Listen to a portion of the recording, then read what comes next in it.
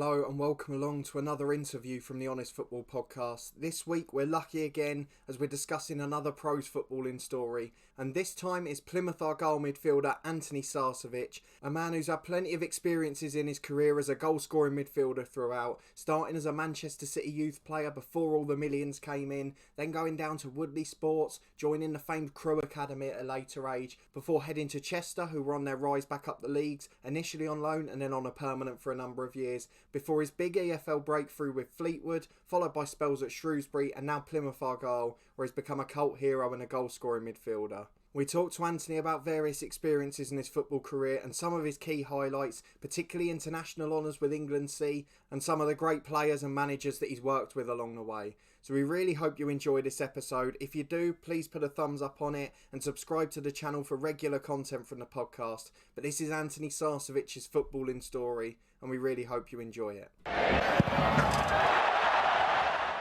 Okay, I'm delighted to be joined by Antoni now, and we'll start as we do with every guest. We'll ask you to go all the way back to your first footballing memory, whether it be playing in a garden, playing for a competitive team, watching on TV at a stadium. What's the first thing you remember about the game? First thing for me, mate, is my older brother. I was basically his shadow when he used to play football, and honestly, my mum and dad still have the old tapes of it, and it's crazy looking back because I just followed him everywhere, and you know, he was a massive influence in me starting football. And then I guess talk to me about your first memories watching football. I guess if it's younger, probably on TV, or was it at the stadium? What's the first game you watched? The first game I can remember watching would be when United won the 99, the treble Champions League final. Funny enough, I'm a City fan, but my brother and my dad are United fans, yeah. And I just remember that night when United won that Champions League final, and my dad and my brother went mental, and I was just part of it, and I was cheering and whatever. And then obviously, as years went down the line, I went to the blue side. Yeah. Were you brave enough at the time to cheer for United, or were you still hoping for Bayern? One of them. I was. What was it? What would I have been? 6. Yeah. I was 6. So, I was just with my dad and my brother, and that's what it was. And then from there, when I was 7, I then signed for City Academy at 7 years old. So, obviously, once you start learning and knowing stuff about football, I knew where my loyalties lied, and I went to the blue side. You've led me on to my next question perfectly, which is talking about playing as a younger player. Now, You were picked up, as you mentioned, at 7 by City. So the first thing we're interested in, because most of the pros we've spoken to before were picked up older, is how on earth do a football club determine a level of talent at 7 years old? Yeah, it's crazy. Again, like I've got old videos my mum's got. So I played for a club called Fletcher Moss. Okay. As in Northwest, most Northwest people know about Fletcher Moss. Basically, they have a lot of ties with City and United. Yeah. Like the likes of Rashford and Lingard and players like that. They've all come out recently and talked about Fletcher Moss, and I played for them, and we had an unbelievable team at that age. We won everything basically, and basically all our team. So I had like Reece Brown, Wes Brown's younger brother. He was on our team. Jay Lynch, he's a keeper now. He was at like Bolton and stuff. We had a dead good team, and basically from that we won everything. And then at 7 years of age was when the academy sort of started. And so I went to Man City Academy at the age of 7. Yeah. I guess a lot of fans will probably be quite interested to know what it's like to be in a football academy throughout youth careers. It tends to vary depending on the generation of the guest we've had on. But obviously, you were going through the City Academy just before the big money came in and all of that. So what was the difference to the academy then to what you see now, the big glamour on the TV? It's mental. It's nothing like it, honestly. It's crazy. To be honest, when I was obviously a kid, you obviously don't know, that what you can go on to achieve financially and stuff like that. So obviously for me, I play for Man City, so I go to my mates. I wear the City kit on a Sunday and I play football, and then as I got to, so I went through all the way up to 16 years of age, and it got to 16, and I lost everything for it. I was coming home from training crying. I was getting in the car with my mum and dad, and I was like, I don't want to do it. I wasn't getting picked for matches, and I got branded that you're too small. So when you get to 15, 16, you lads were coming in that were twice the size of me. and the same age, and it's crazy. Like honestly, you know, some lads just develop so much quicker. And you know, I didn't start getting picked for weekend matches, and then obviously I go to school, and all my mates would be playing for the same team, and they talk about it all week through school, and I was just like the odd one out, and I just like I said, I come home, my mum and dad had enough and pulled me out at, I think I was 15 actually. I think just before the first big owner came in, I can't remember his name. It's one from Thailand, wasn't it? Yeah, it was. Yeah, sorry, yeah, it was him. So at that time, like a lot of overseas players were coming in. Yeah. You know, European lads. They just eventually started coming in, and then so I'd left at 15 to go and play with my mates. And for you, I know you mentioned your parents were quite involved in that decision. Was it easy for you as well? Were you wanting to leave, or was the City name still holding something to you then? No, again, no. It goes to the point where at that time you just don't realise what you can achieve out of football at that time. It was more enjoyment for me. So I was just like jealous of my mates all saying, "Oh, we're going playing this team on Saturday," and I missed it, and I wanted to be a part of it. And you know, my mum and dad didn't want to see me, you know, upset, and so I think overall it was right. And they brought me out, they pulled me out, and there was a lot of thingy going on with it. City were quite like disappointed. They were like, you know, trying to argue me going. He was like, well, you know, we've trained him for 10 plus years. We want money, sort of thing. Yeah. And like my mum and dad was like, give me a break. You know, we worked our asses off to get our kid to come and train. We work 9 to 5 jobs and so on and so on. So yeah, no, overall, mate, it worked out, and I was happy with that decision as well. You mentioned something quite important, actually. A couple of guests have mentioned it from Premier League academies in particular, at sort of 15, 16. Even then, it's amazing how much the focus is on the business side for the club. For 16-year-olds, it's about compensation. It's about getting back what they've put into a player, even if they're not involved in them. It's something that seems to be a quite common pattern, actually. Yeah, and you know, it is, and you sort of look at it, and if you're sort of like a product, if you look at it that way. They don't look at it as a 16-year-old kid who just wants to play football. Like, you know, he's distraught when you don't pick him for the weekend. And then when you decide that you think, no, I don't want that, they try and, you know, make money off working class parents that bring the kids to play football. You know, when you look at it that way, it's harsh, but that's, you know, more to it. Like you said, nowadays it is like you said, it's more of a business, and I think there'll be probably more of it nowadays than it was back then. Absolutely. And I guess let's move on to a slightly happier time, which is your route from leaving City to getting into the professional game. So you went via Woodley Sports, is that right, first? Yeah. Talk to me a bit about that, because that's probably the most unknown bit.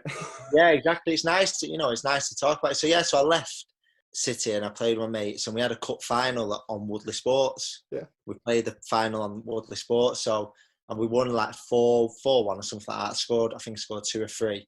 And basically Woodley's first team manager said, we want to sign you. Yeah. But you'll play with the youth team, stuff like that. You'll come to Woodley Sports youth team. So I was like, oh, brilliant. Yeah, I was like, yeah, that sounds great. You know, I'll come there.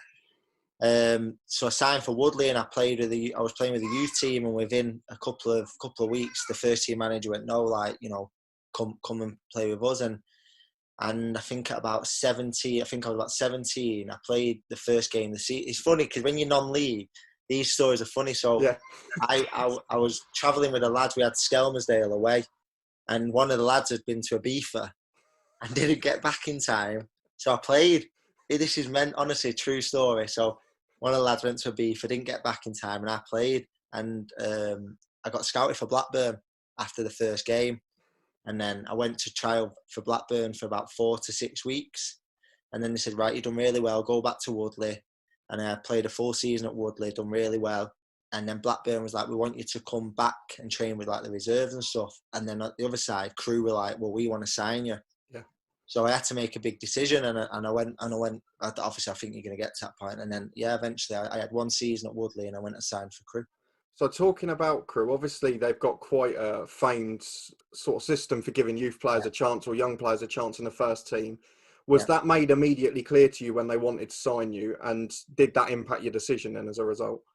No, honestly, they didn't mention that at all. But once I got there, you realise that they breed on the academy like their academy is everything to Crewe Alexandra. So in a funny way, I sort of felt like a bit of an outcast. Like I had brought this lad in from non-league, and that's how I felt. And it was quite hard to adapt and to get to them sort of terms, because obviously, like you said, I was at City, and then I dipped out and played with my mates, but I still felt I had more natural ability than the lads who have come through Crewe Academy, where they were making me do things that they did with their lads that I don't do with ours.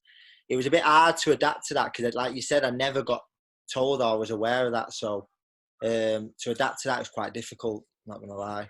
And then I wanted to talk to you about your spell at Crewe and then going out on loan, because it's happened for most of the people we've spoken to, but most of them, they break into the first team at the professional club, make a few appearances, then get loaned out to get more match time experience. But you obviously went out to Chester before you made your Crewe debut. So I was doing well. I was sort of in and around the team, and I was obviously training with the first team, and they were a great bunch of lads, and we had a really good team. You look back now, they had like Nick Powell and stuff like that, young lads, and I was training, I was adapting, I was coping really well, and then they basically pulled me and said, "Look, Chester want you to go." You know, the managers contacted me and said, "You know, I know you from your Woodley days and stuff like that." So, and they were up and coming at the time. You know, they got all that trouble. And I thought, all right, yeah, I'd like that. Cause it's a nice club. It was a very good club. They had like 2,000-3,000 fans every time. So I literally went there, and I was meant to go. I think, I can't remember when I signed, but I was meant to go to Jan. But Dario pulled me back. Yeah.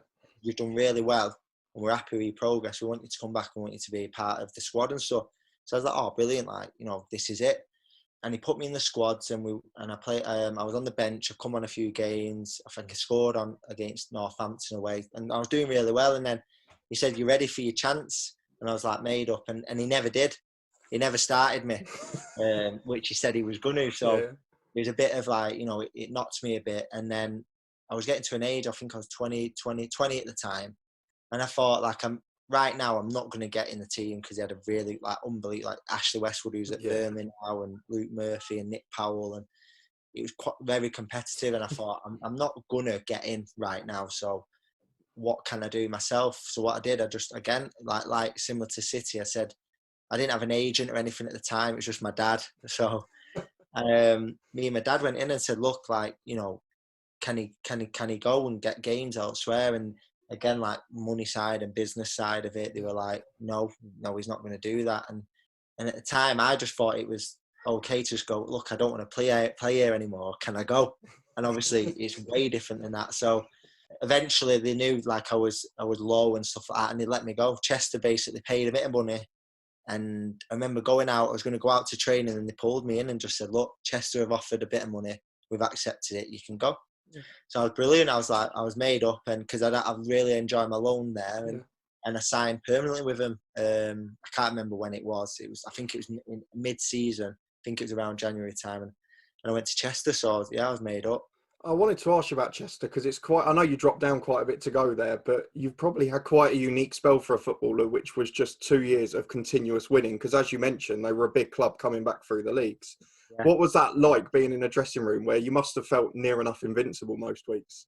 It was one of them. I just felt comfortable. Like, we were winning, like you said, and the lads were great. And I was 20 at the time, I had a part-time job, and I was just loving it. I was just enjoying every bit of it. It was just dead. It was fun, and we got promoted, and then we went again, and we got promoted again. And that was the year that I've done really well. Like I really excelled, and I thought, you know what, I've done really well this season, and I won all the awards, all the accolades for Chester and for the league and stuff. And then from that season, and I can't owe Chester enough, because that's what really catapulted the start of my professional career then. I wanted to mention to you, because you had quite something going up the leagues with Chester, and particularly in that last season in the National League North, where you seemed to get more prolific every season. Yeah. And ended up in the National League North having your best season. What spurred that on? Was it just the bigger game brought more out of you, or do you not know what it was? No, again, I just think it was that mentality of just enjoyment. Honestly, I thought I had that loan spell, and I thought I really enjoyed that. And then obviously getting that kickback from Crewe, and then having the chance to go back to somewhere where I thought, do you know what, like you said, it's a good club that's up and coming. I want to be a part of it. Yeah. And I was only 20 at the time, and I thought I've still got plenty of time. I don't see the league dropping down the leagues as a massive, as a massive thing. And I seen the enjoyment side of it. And like I said, I went into that year with Conference North. We had a very good team, and we absolutely like blitzed the league. And again, like I said, like you said, I just excelled and got more and more. How can I say it? Like, I just think the experience of it and playing with the team, the players around me, I just went on and just kicked on from there, really. I wanted to ask you about something that happened towards the end of your spell at Chester as well. I don't know how important it is to you. That's the reason I want to ask. Is you got called up to play for England C. Yeah. What was that experience like? Because obviously I support Luton. They were in the National League at the time, and quite a lot of the players were getting called up there. Yeah. So what was that experience like for you? And I know obviously you scored on your debut there as well. So yeah, it was honestly unbelievable. When I say it to the lads now. I said, like, obviously it's an England C, and people like thinking you get treated. I think, not being there, but I think the way we got treated is the way the national team would get treated. That's how good it was. Yeah. I got picked up from my door, taken to Gatwick Airport, and you greeted there with all your England stuff, and it was just, honestly, it was the best thing, like, since obviously later on in my professional career that I've ever took part in. It was unbelievable. We had Andre there, who was at Luton at the time. We had Sam Clucas. We had like a good team, and it was one of the best weeks I've had, like, with football. And when you just look back and think, I'm so glad, like, I took the decisions I did, because I'm here now playing for England C and enjoying every bit of it. That's brilliant to hear, because there's been mixed sort of opinions on international honours. Some people have felt disappointed by it when they've built it up to be something special. So I'm glad that you had a brilliant experience. Oh yeah, it was unbelievable, mate. Honestly, like, I couldn't speak highly enough of it. Like, when, like you said, then people will probably think it's like non-league England. Like, honestly, we got treated like it was brilliant. Honestly, it's very good. I don't think some people realise the standard of it as well. It's generally very good. Yeah, it's honestly, like, you see there, like, a name just like Sam Clucas. We had Andre, James Norwood, Andy Cook, all players now that are playing in the league, like, consistently. And then even then, I only played that game because, obviously we'll go on to it in a minute, I could only take part in that. But the actual competition they go in, they actually play like Slovakia's under 23s and very like good countries and who are the professional players. So it is a good standard. And then I guess moving back to club football slightly, at the end of that spell at Chester and the prolific season came a move to the Football League and Fleetwood. So talk to me about how it came about. I'm presuming at that point you had more than one club interested. So then how did you make the decision? No, honestly, it was like the best 4 weeks, I think, of my life. So we'd finished the season. Like I said, I picked up like Player of the Year for the league, for the Chester. Went to all the dues they did there, me and my missus, and like, it was unbelievable. And then we went on holiday, and that's when we literally touched down, got off the plane, my phone was going mental, and it was like when I got picked for England. So we enjoyed my week on holiday, came back, went to Bermuda with England, and come back from Bermuda. Literally 2 days later, my agent I had an agent that time. And he rung me and said Fleetwood have basically agreed a fee with Chester, and that was literally the first I've heard of anything. So that was like the first club. I couldn't even tell you if I had more interest. All I was thinking is, wow, like, that's it now. I'm in the Football League, and I'm gonna proper like, make advantage of this and make the most of it. So how much does that weigh up to you? Because a lot of players sort of have to weigh up, are they going to get football if they go to a Football League club, or are they better off staying in non-league and playing games regularly? At that point, because you'd been doing so well for 3 years, were you just confident wherever you went, you'd make it then? Yeah, that's it. And like I said, I spoke about this earlier, it was just the confidence side. Honestly, I can't speak highly enough. Confidence in football, I think, is the biggest reason of performances from players. And I think collectively as a whole, like, where you're based or where you go and play the manager, if the manager likes you. And that all fit with Fleetwood. So I felt like I was just literally picking up myself from Chester and dropping myself in Fleetwood. That's how it felt, because I spoke to the manager and he told me everything. And you just get, when you've got a good feel. And I just thought, I was just like, where's the pen I want to sign?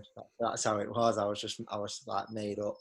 And then I guess your first year in Fleetwood basically carried on the same way, which was another prolific year, this time in the Football League and promotion again. So Yeah.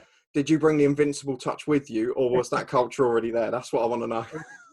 No, I think it's honestly, I can't swear by this enough. I think, like you said, I brought all that with me because, you know, I didn't have to move house, or I just would, and I knew lads who were already there. It just felt dead comfortable, and then I walked into a dressing room that had players that I've, like, you see John Parkin and Yeah. Stephen Schumacher, who's obviously my assistant now, and you've seen all these players like on the telly and you've heard of them, and I was just like, wow. Stevie Jordan was the biggest one. Yeah. I'm a City fan. I've He was walked in playing and the I thought, first team, yeah? he was playing for City. I was ball boy while he was playing. Like, so all of that was just like, do you know what? This is where I want to be. This is where I want to, stamp my mark and really, really have a go at this. And talk to me about when you got up to League One with Fleetwood, because that's where, obviously, for the club, it was the biggest step they'd ever made, going up to League One. And you sort of adapted position very slightly, changed from a goal-scoring midfielder to having a bit more responsibility. Yeah. How did you feel about that as a player who seemed to quite enjoy being a free-flowing footballer? No, yeah, this is where it's a bit frustrating. It's obviously I don't want to go into too much detail, but a lot of the confidence was just shattered, got knocked out of me. Basically, I've just had the best year of my life, football-wise.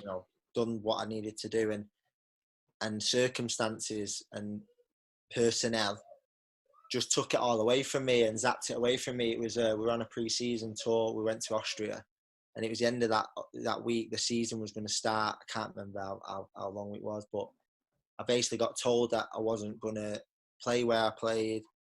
Personnel were coming in, and personnel like a marquee signing for Fleetwood, and I was going to change position, and it just sort of hit me hard. Like I just don't think I was only 22, 23, I think, and I just don't think I was ready for it mentally. Like, I thought, what? Like, I've just scored 15, we got promoted, team of the year, and you're not even giving me a chance. Like, you're just going with a name that's obviously done well, but you're not.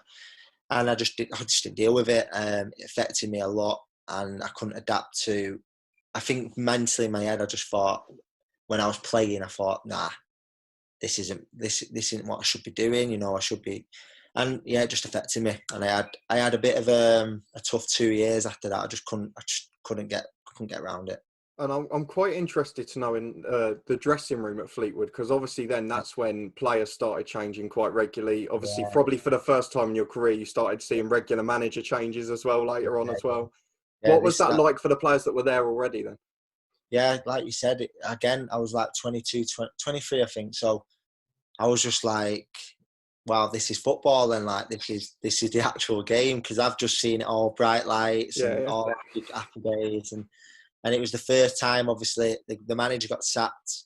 Obviously, it was hard for me because he was the manager that brought me in. The manager gave me my chance, gave me my best year in football, and basically he came in. And this is all, like you said, it's all new to me. He came in. I think we went. I think he messaged us all to come in, and he spoke to us. There was no bitterness. He just said it's part and parcel. Thanks for everything, lads. And to be fair, it hit me a bit hard. I thought, well, I know obviously this year's not worked out, but I still had a lot of respect for him. And then, like I said, a new manager come in with new ways and new regimes, and it was just tough. It was very tough. And again, like I said, right at that time, I just didn't deal with it. I couldn't cope with what was going on. So I guess that leads us quite nicely onto your next club as well, which might be a little bit of deja vu. But you went to Shrewsbury at the end of a couple of years at Fleetwood.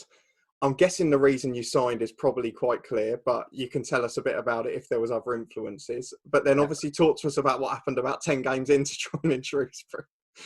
It's I said this on a podcast, but I'll try and open it up a bit more. I basically kept it a bit finger.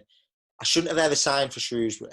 After that, it was a lot of there was a few nuisances, and I shouldn't ever sign. So obviously, like I said, I struggled at Fleetwood. Yeah. And after Fleetwood, I sort of wanted a break.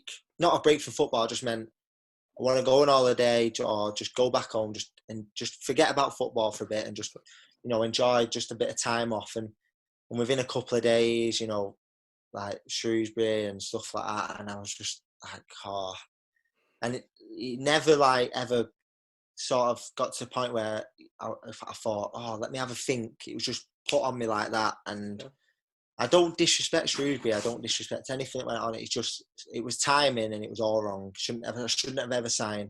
And then, yeah, like I said, 10 games in, the manager went, and then the new one come in. But obviously my head was already, it weren't triggered from the new manager, although it was just from the first moment, my head wasn't right. So then the new manager come in, and yeah, it was just one of them again. Like I did what I did at City, I did what I did at Crewe.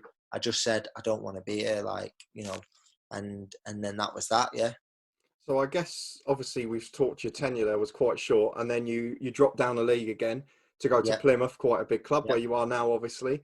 yeah. And again, were then quite quickly involved in promotions and good seasons again. So was it as simple as there's a club where I can play football and I can be myself again? Not at all, no.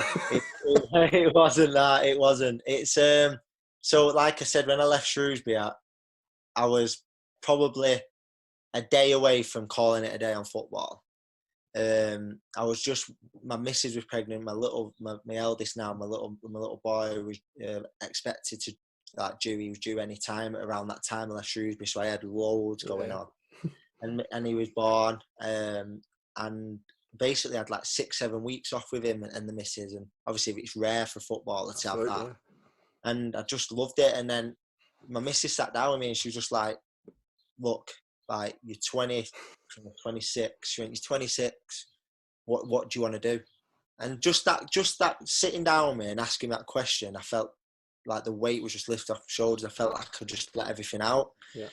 And I was just like, you know, football is my life. Like, and so to cut a long story short, basically I had a good friend in football who said, "Look, my agent's been asking about you. Can I just give him your number for a call?" So I was like, "Yeah, go on. I'd like that, you know." And I had a good chat, and I went and met him and had a coffee, and he said, "Listen, just give me 24 hours and I'll prove to you how valuable and how good of a footballer you are, like to get that belief back in yourself." So I was like, "Oh yeah, like good one. Yeah, crack on. I'll speak to you tomorrow." And he rang me and he said, "So do you believe me now?" And he had 5 clubs. Honestly, I don't know. He had 5 clubs, and one of them was Plymouth. And obviously, with all how my head was with previous clubs and stuff, I thought, do you think it's worth just, you know, I know it's miles away, and do you reckon it's just, you know, it could be a good shout to just take me and the family and we'll start fresh? They were 3rd in the league, like you said. It's a big club, and you know it ticked all the boxes. Just geographically, it was a bit like difficult, but my missus has stood by me all the time, and she said, "No, let's go. If that's what you think is what you need to get back, let's do it. I'm with you." So we went and signed 18 months. Like you said, we got promoted, and then it was that 6 months was like obviously just settling in. You know, the team was already doing well. I just like fitted in and, you know, contributed where I did. And it was the next year I thought, right, let's proper have a go. And yeah, so that was a bit of an eventful season, actually, that one. So talk to me about the decisions for moving, because you mentioned something quite good actually, which is when you're starting to think about family when you get to that age as well. Does that play a factor in the moves, and particularly for you later on in your career, because they'll be at school age and things like that? Does that then become more important then? Yeah, see that 100%, mate. Yeah, I think obviously when you're younger, it's just where you want to go, where you fancy. Whereas now it's, you know, you've got your family plays a massive part too, and yeah, 100%. I think for many footballers that's a crucial part of where they sign. And I guess moving on to Plymouth, the 2 full seasons I want to talk about are the ones in League One where Derek Adams was in charge at the start. Yeah. Because the first season, it would be fair to say, started pretty atrociously. Yeah, this is what I was going to say now. Like, it was so eventful that year. I remember you getting absolutely battered at Luton when we were watching it. Oh, but yeah. What I want to ask is, how on earth did that turn around to a playoff charge in the club? Well, no, weren't we Luton the year after where you? Second year, sorry, yeah. So the first year was, so yeah, it was one of them. We knew we had a good team because we actually had a good team, and we were I know it's cliche in football, but we were coming out of games thinking like, how have we lost that? Right, we should never have lost that. And then you start like thinking, right, well, no, we can't just keep coming in going, how have we lost that? Because that's just ridiculous. You'll get nowhere. We had to start looking at ourselves. And this is funny, like this, we had our Christmas do. And then it literally from that Christmas do, that's when we started to go on the maddest run I've ever been involved in football, ever. I just don't think I don't think I'll ever be a part of anything like that again. It was mental. Dare I ask what on earth happened on that Christmas do? It was just, you know what, I think it was just like a collective, like, I think it was what we needed. I personally, I think we all just sort of just forgot about everything, got together, had a great weekend, and we had MK Dons away for the next game, and we won 1-0. And this is how mad it is. Like, even Gary Sawyer scored. Obviously, probably scored like 2 in his old career. That's what started it. So from that game, mate, it was absolutely, it was mental. It was just. I say to people now, I went into every game thinking we're winning this game. That's how mental it was, and yeah, it was so unfortunate we just missed out. And talk to me to the contrast of the second season, because actually it was the opposite happened. You started badly, but then people sort of thought, oh, well, it happened last year. They'll just gradually rise up the table again. Yeah. But then that never materialised that time. So. No, it was hard. It was really, really hard last year. We lost Sonny to use. Yeah. Who was pivotal. Like, you know, basically we lost our back five, which I thought was the rock of our team. Like, we had a very good back five, keeper in the back four, and we lost that. And I, like, no disrespect to the lads who came in, but it wasn't the same. You know, they didn't bring that sort of, you know, effect to what the previous lads had, and it was difficult. You know, we had a good forward line and a good midfield, but collectively it just didn't happen, and it was disappointing because like the year before, we actually did pick up from Christmas. Yeah. But we just couldn't see it out. I think the league was stronger as well. Yeah. Yourselves, you know, were frightening. Barnsley's, I can't think of one. Sunderland came down as well. Didn't help. Sunderland were in it, but you know, it was a strong league, and I think towards the end we needed like 2 wins out of like 5-6 games. But in them 5 or 6 games, we had like Barnsley, Coventry, we had Hughes and Accrington away and stuff like that, and the tough games, and we just couldn't see it over the line, and it was the darkest moment in football I've had, definitely the darkest. And how were those last 2 games for you? Because obviously there was so much in the media, because there was about 6 of you separated by 2 points and 2 games to go.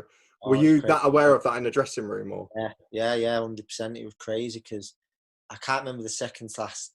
But the last game, that just stands out in my way. We had Scunthorpe, who obviously they were in it with us, so they had to win, and then they needed like 3 other teams to do a favour. Where we just needed to win, and we needed Sunderland to beat Southend, who obviously Southend was, and we needed Sunderland to beat them. And obviously, I've watched that documentary now on Netflix, and it's showing that game, and I was thinking, you just couldn't get that win. Like, you couldn't win that game for us.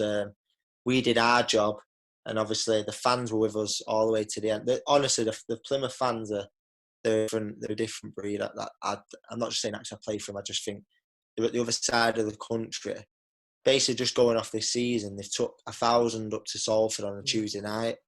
It's just, you know what I mean? It's unbelievable, and I think players that play and who eventually will sign for them will understand the magnitude of the size of the club. Absolutely. And I guess that brings us on to this season, which a new managerial appointment due to the misfortune of another club. How has it been? Because he was deemed to be quite an attacking manager at Bury, but how has it been for you? No, it's brilliant.